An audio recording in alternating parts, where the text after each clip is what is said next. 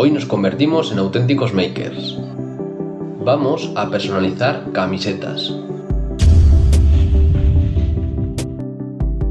Mira qué pasada.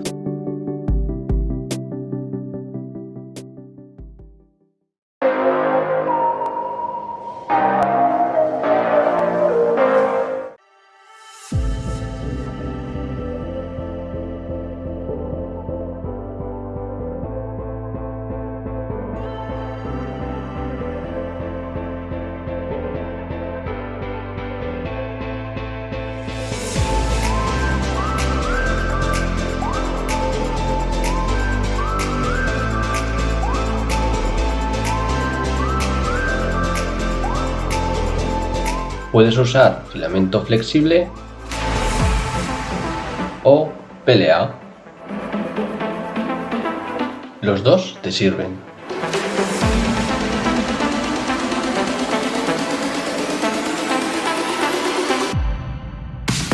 Tres maneras de fijar la impresión 3D a la ropa.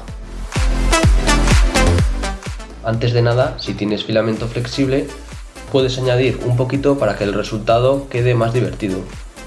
Introdúcelo por la boquilla y haz un nudo. El primer método para fijarlo es mediante pegado, con un adhesivo para tejidos.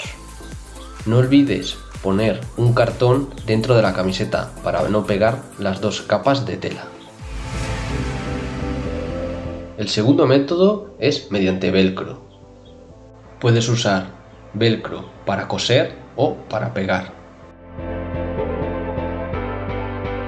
El tercer método es cosido. En el enlace tienes incluido este específico STL para coser. Para dejarlo perfectamente en su posición, puedes ayudarte de celo o cinta adhesiva. No olvides quitarla antes de acabar.